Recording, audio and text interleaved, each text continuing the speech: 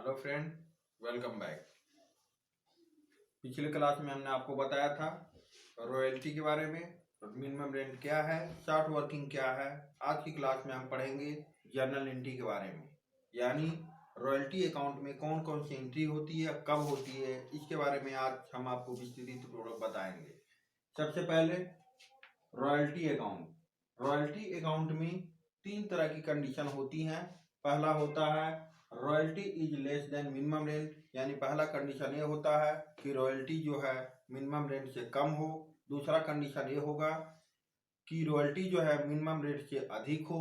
तीसरा कंडीशन ये होता है कि रॉयल्टी जो है मिनिमम रेंट के इक्विवेलेंट हो।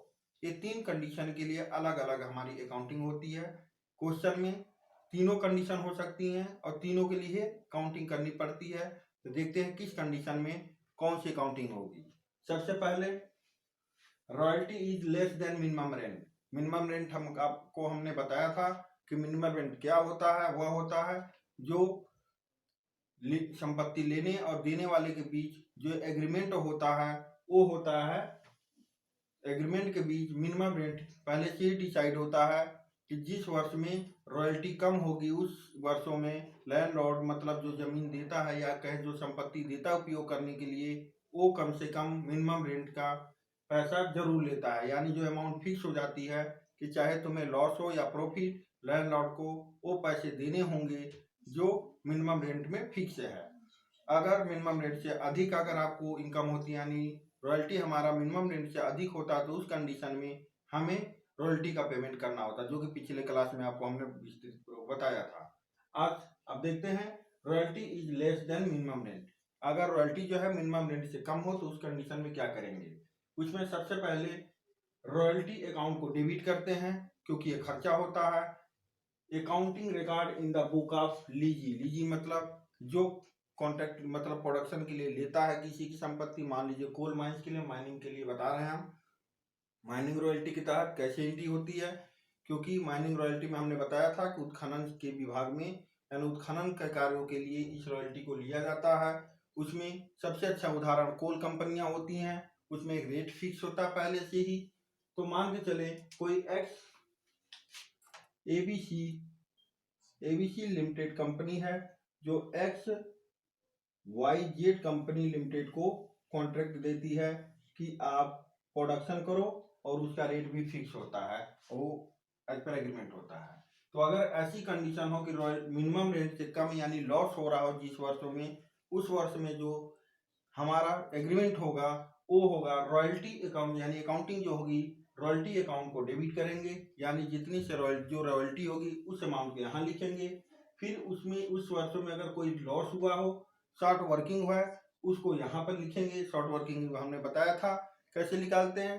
मिनिमम रेंट माइनस रॉयल्टी करने पर जो आता है वो शॉर्ट वर्किंग होता है। इसके बाद लिखते हैं टू लैंडलॉर्ड, क्योंकि हमें लैंडलॉर्ड को मान के चलें कि अगर किसी एबीसी लिमिटेड जो है एक्स वाई लिमिटेड में जो एग्रीमेंट है उसके अनुसार X Y Z limited lessee company यानी देने वाली रॉयल्टी इसको पेमेंट करना है, और किसी वर्ष लॉस होती है, मान के चलते हैं कि रॉयल्टी जो है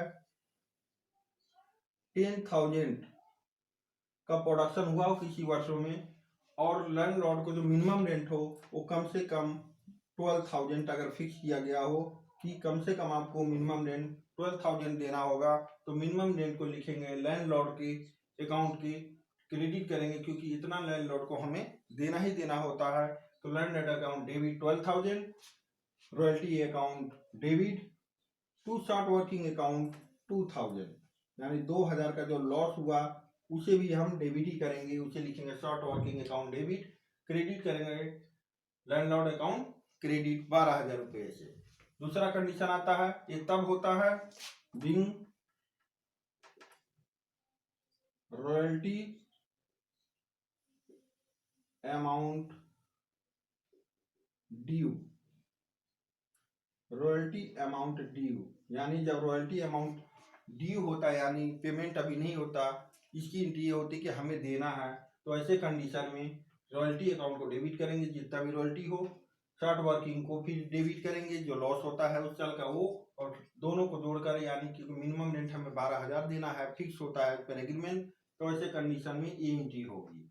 जब हम लैंडलॉर्ड को पेमेंट करेंगे तो इसमें जितना हमारा एग्रीमेंट होता है मिनिमम रेंट वो पेमेंट करना होता है। तो यहाँ पर लिखें लैंडलॉर्ड अकाउंट 12,000, क्योंकि 12,000 का टोटल पेमेंट करना होगा लीजी को टू बैंक अकाउंट, इसमें होगा 12,000।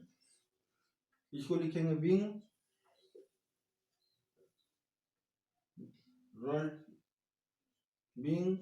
अमाउंट पेड टू लैंडलॉर्ड, यानी जब हम कोई अमाउंट लैंडलॉर्ड को जब पेमेंट करते हैं हम उस समय लिखते हैं लैंडलॉर्ड अकाउंट डेबिट करते हैं टू बैंक अकाउंट को हम क्रेडिट करते हैं। ये तब होता है जब हम पेमेंट करते हैं, ड्यू के समय ये एंट्री होती है। लास्ट में वर्ष के अंत में जो है 31 मार्च या 31 दिसंबर जब ये अकाउंट क्लोज होता हो उसके अंत में एक एंट्री होती है profit and loss account to royalty account. जो भी हमारा रॉयल्टी होता है उसको P&L अकाउंट में हम ट्रांसफर करते हैं। उसे रॉयल्टी हमारा कितना था 10,000, तो 10,000 यहाँ लिखेंगे डेबिट और 10,000 यानी यहाँ रॉयल्टी अकाउंट क्रेडिट होगा और P&L अकाउंट डेबिट होगा। यहाँ लिखेंगे royalty being royalty amount transfer to P&L account, profit and loss account में जो लास्ट वर्ष के अंत में ट्रांसफर कर दिया जाता है। ये उस कंडीशन में जब रॉयल्टी जो है मिनिमम रेंट से कम हो। दूसरा कंडीशन तब होता है जो royalty is more than minimum rent, यानी उन वर्षों में जिस साल प्रॉफिट होता हो, ये उन वर्षों में जिस साल लॉस होता है लीजी को, और जब प्रॉफिट होता है उन वर्षों में जो एंट्री होती है वो इस प्रकार होती है। सबसे पहले रॉयल्टी अकाउंट मान के चले कि 10,000 ही है, तो यहाँ करेंगे 10,000 रॉयल्टी, या कहें रॉयल्टी हमारा 15,000 है, यानी इस वर्ष में रॉयल्टी हमारा 15,000 रुपये हो गया। तो royalty account debit to landlord account, यहाँ लैंडलॉर्ड में 12,000 दिखाए थे जबकि हमारा रॉयल्टी 10,000 था, क्योंकि कम के जिस साल लॉस होता है उस साल हमने बताया था कि मिनिमम रेंट पेमेंट होता है, इसलिए 12,000 दिखा दिया, क्योंकि मिनिमम रेंट ही 12,000 रुपये था और 2,000 लॉस को यहाँ दिखाया। यहाँ पर क्या है कि रॉयल्टी अकाउंट 15,000 है, तो वैसे कंडीशन में अगर मिनिमम रेंट 12,000 ही हो, यानी मिनिमम रेंट अगर 12,000 हो, तो वैसे कंडीशन में जो रॉयल्टी अमाउंट होगा वो लैंडलॉर्ड को पेमेंट करना होगा। यानी रॉयल्टी अमाउंट 12,000 मतलब 15,000 है तो 15,000 ही लेगा, वो 12,000 नहीं लेगा जो बढ़ा हुआ अमाउंट है। तो royalty account debit to landlord account करेंगे। यहाँ पर कोई लॉस नहीं हो रहा इसलिए शॉर्ट वर्किंग नहीं आया। बिंग रॉयल्टी अकाउंट ड्यू, जब ड्यू होता है उस समय एंट्री करते हैं। इसके बाद आता है दूसरा हमारा landlord account to short working. ये तब होता है जब हम शॉर्ट वर्किंग, हमने पिछली क्लास में बताया था कि शॉर्ट वर्किंग को जब हम रिक्यू करते हैं, यानी जिस साल का लॉस है, मान के चले यहाँ 2,000 का लॉस है, अगर अगले वर्षों में ये है कि अगले वर्ष आप हम उसको एडजस्ट कर सकते हैं प्रॉफिट से, तो ऐसे कंडीशन में ये एंट्री पास होती है landlord account debit to short working account. ये उस समय होगा जब शॉर्ट वर्किंग का रिक्यू हो। विंग शॉर्ट वर्किंग अमाउंट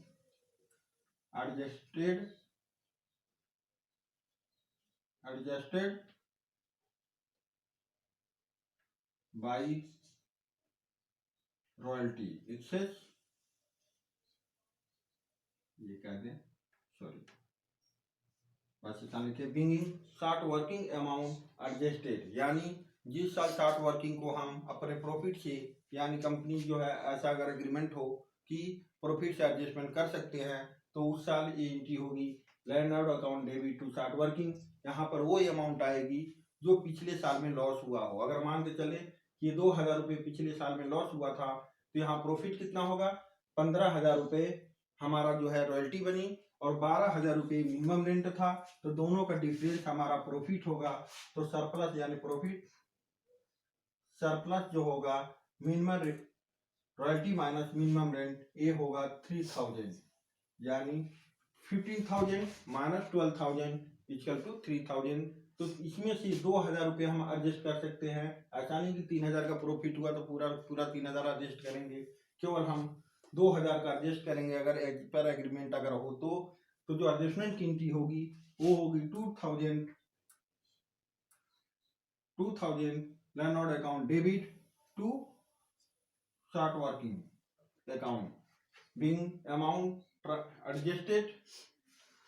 अब आता है लैंडलॉर्ड को पेमेंट कितनी होगी। लैंडलॉर्ड अकाउंट पेमेंट की जो एंट्री होगी वो पेमेंट होगा अगर एडजस्टमेंट की एंट्री अगर दी हो तो ऐसे कंडीशन में हमारा पेमेंट 15,000 की जगह, क्योंकि आज 2,000 रुपये उसने एडजस्टमेंट करने का अधिकार दे रखा है लैंडलॉर्ड ने, तो हमें केवल डिफरेंस जो है 13,000 का ही पेमेंट करना होगा। तो यहाँ लिखेंगे 13,000 डेबिट, बैंक को क्रेडिट करेंगे 13,000, क्योंकि 15,000 था, 15,000 को लैंडलॉर्ड को देना था, लेकिन उस एज पर एग्रीमेंट 2,000 का हम शॉर्ट वर्किंग रिक्यूब कर लिए, तो उसमें ये एंट्री हुई। अब होता है हमारा तब जब लैंडलॉर्ड को पेमेंट होगा तो लैंडलॉर्ड को पेमेंट होगा डिफरेंस अमाउंट जो होगा वो बचा हुआ अमाउंट 13,000। लास्ट में हम प्रॉफिट एंड लॉस अकाउंट में ट्रांसफर करते हैं रॉयल्टी अकाउंट, रॉयल्टी 15,000 था, तो टोटल का टोटल हमारा being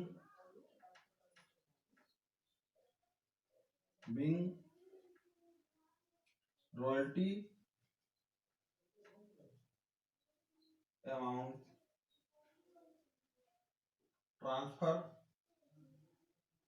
to P&L account, P&L account में ट्रांसफर करते हैं।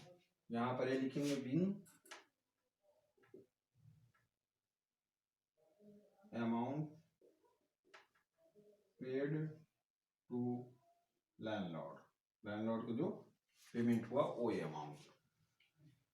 अब आता है थर्ड कंडीशन में royalty is equal to minimum rent. अगर रॉयल्टी जो है मिनिमम रेंट के बराबर ही हो, यानी उससे लॉस भी ना हो प्रॉफिट भी ना हो, तो वैसे कंडीशन में जो एंट्री होगी वो होगा, सबसे पहले मान के चलेगा रॉयल्टी हमारा 12,000 है, हम मिनिमम रेट भी 12,000 है, तो कोई प्रॉफिट और लॉस नहीं होगा।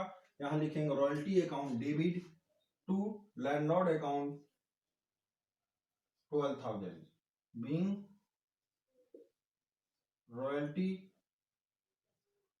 Royalty amount due. जब रॉयल्टी अमाउंट ड्यू हो, थर्ड कंडीशन, इसके बाद जो अगला कंडीशन आता है पेमेंट करने का, तो जितनी पेमेंट होगी वो टोटल पेमेंट, यानी जो रॉयल्टी थी वही मिनिमम रेंट भी है, तो 12,000 landlord to 12,000 being royalty account royalty amount paid to landlord. Landlord को जो रॉयल्टी अमाउंट पेमेंट होता है, लास्ट में वर्ष के अंत में बताया था हमने प्रॉफिट एंड लॉस अकाउंट में रॉयल्टी अमाउंट हमारा ट्रांसफर हो जाता है पी&एल अकाउंट में, ये होगा being royalty amount transfer to P&L account.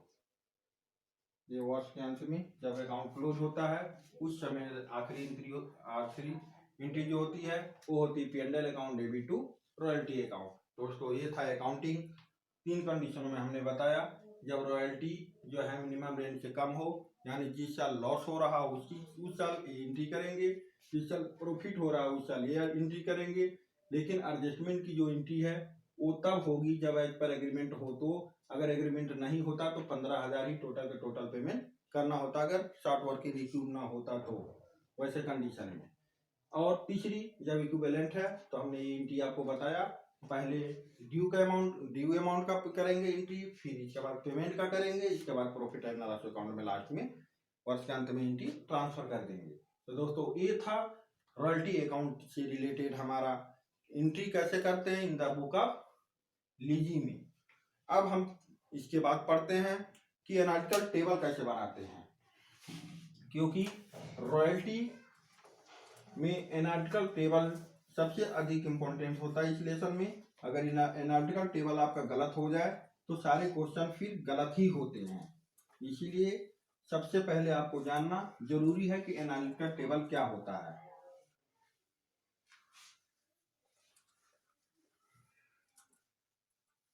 Analytical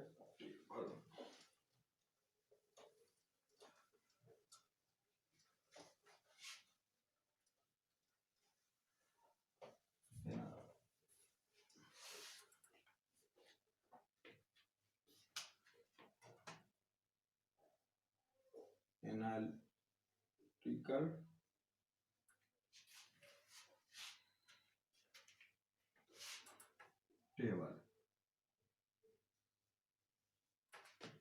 analytical table analytical table कैसे बनाते हैं इसके बारे में बताते हैं। सबसे पहले आपको फॉर्मेट जानना जरूरी है। एनालिटिकल टेबल में सबसे पहले हम लिखते हैं ईयर, इसके बाद प्रोडक्शन, फिर रॉयल्टी,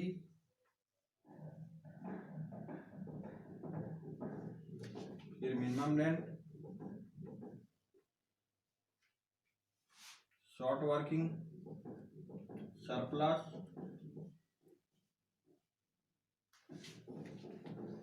शॉर्ट वर्किंग रिक्यू,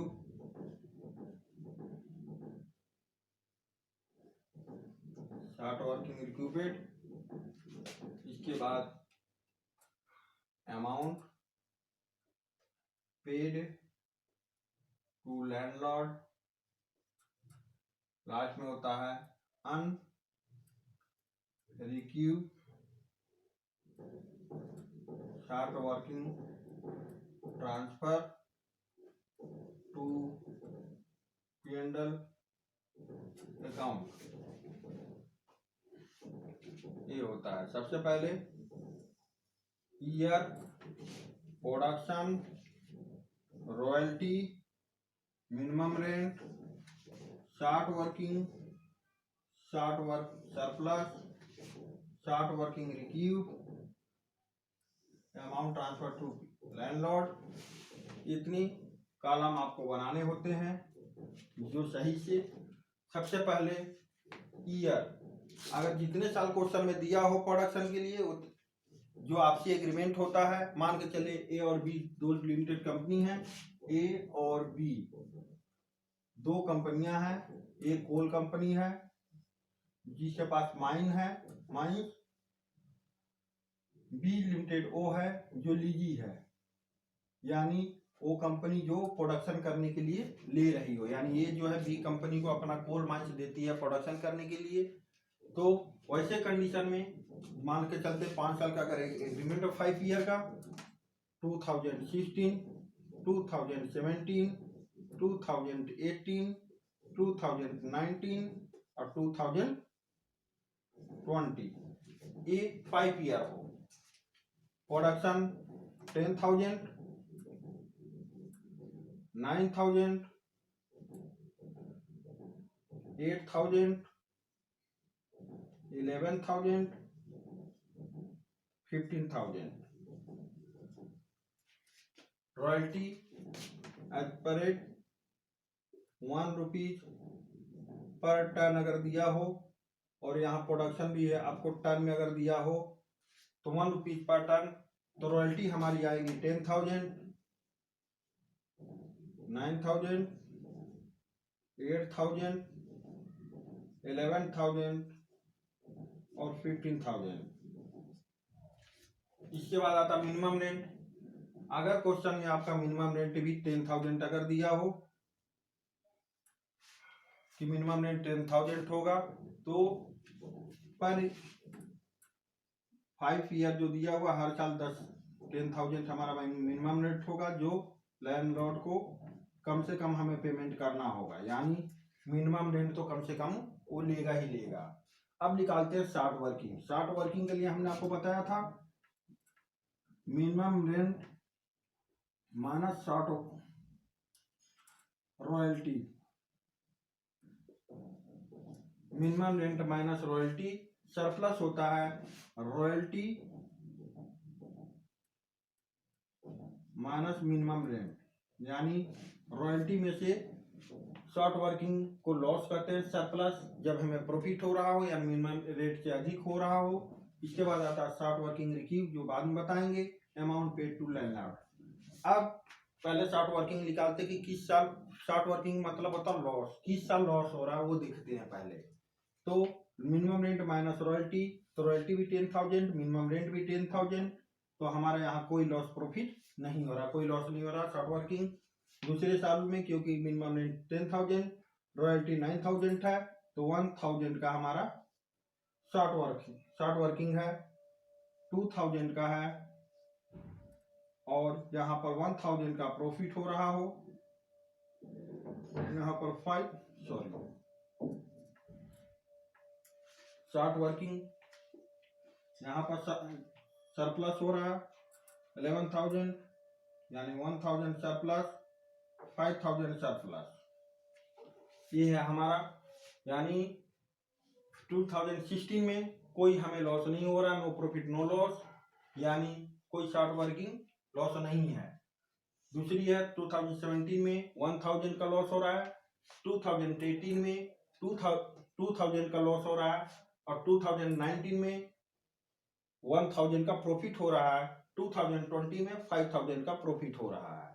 अगर क्वेश्चन में ये हमें दिया हो कि किसी साल, अगर क्वेश्चन में ये दिया हो कि किसी साल का शॉर्ट वर्किंग, उसके जस्ट अगले साल आप रिक्यू कर सकते हैं, जस्ट उसके अगले साल। पॉइंट क्वेश्चन में ये ध्यान देनी होती है कि शॉर्ट वर्किंग को रिक्यू करने का क्या दिया हुआ है कंडीशन। ये होता है कि पूरे साल में कर सकते हो, यानी जब तक प्रोडक्शन हो तो 5 साल में कभी भी कर सकते हैं, तो इस जो शॉर्ट वर्किंग को यहाँ तक कर सकते हैं। लेकिन क्वेश्चन में अगर ये दिया हो कि हम उसके जस्ट अगले साल ही कर सकते हैं, यानी 16 का जो शॉर्ट वर्किंग है उसे 17 से कर सकते हैं, 17 का जो है 18 से कर सकते हैं प्रॉफिट से, तो यहाँ पर देखते हैं ये कंडीशन है कि जस्ट उसके अगले साल यानी नेक्स्ट ईयर ही आप एडजस्ट कर सकते हैं, ये कंडीशन है। तो सबसे पहले आप आते हैं 2017 में जो लॉस हुआ 1,000 का, क्योंकि 1,000 का जो लॉस हुआ उसको जस्ट अगले साल यानी नेक्स्ट ईयर ही रिक्यू कर सकते हैं। रिक्यू मतलब एडजस्टमेंट, अगर नेक्स्ट ईयर ही आप केवल रिक्यू कर सकते हैं, तो ऐसे कंडीशन में 2070 का लॉस 2080 के प्रॉफिट से किया जा सकता है। लेकिन यहाँ पर भी लॉस ही हो रहा है, तो ऐसे कंडीशन में इसको हम 2090 तक नहीं ले जाएंगे, 2080 में ही, क्योंकि यहाँ लॉस हो रहा है, ये इधर भी लॉस था 17 में भी, तो 18 के बाद नहीं ले जा सकते। तो इसको अगर नहीं ले जा सकते तो 2018 के लास्ट में इसे P&L अकाउंट में ट्रांसफर कर देंगे, क्योंकि हम आगे इस लॉस को लेकर नहीं जा सकते। इसके बाद ये 2000, क्योंकि उसको उसके अगले साल आप ट्रांसफर कर सकते हो, ऐसा क्वेश्चन में दिया है। तो ये 1000 जो 17 का था 18 में आया, 18 में लॉस था तो नहीं हो पाया, तो चला गया अनरिक्यूड ट्रांसफर यानी प्रॉफिट एंड लॉस अकाउंट में। इसके बाद हमारा जो 2000 आता है, इसके बाद 18 में वो 19 से एडजस्टमेंट करेंगे, लेकिन 19 में भी हमारा प्रॉफिट केवल 1000 रुपीज का हुआ है, यानी सरप्लस है, तो यहाँ पर एडजस्टमेंट बस होगी, वो होगी 1000 का होगा, और बाकी 2000 में से 1000 एडजस्ट कर लेंगे और बचेगा 1000, तो उस साल के प्रॉफिट एंड लॉस अकाउंट में ट्रांसफर हो जाएगा, क्योंकि यहाँ पर प्रॉफिट केवल 1000 है। और ये साल लास्ट ईयर जो हमारा पेमेंट होगा लैंडलॉर्ड को, वो कैसे होगा? पहले साल तो नो प्रॉफिट नो लॉस, तो ऐसे कंडीशन में मिनिमम रेंट का पेमेंट लैंडलॉर्ड को होगा, वो होगा 10,000।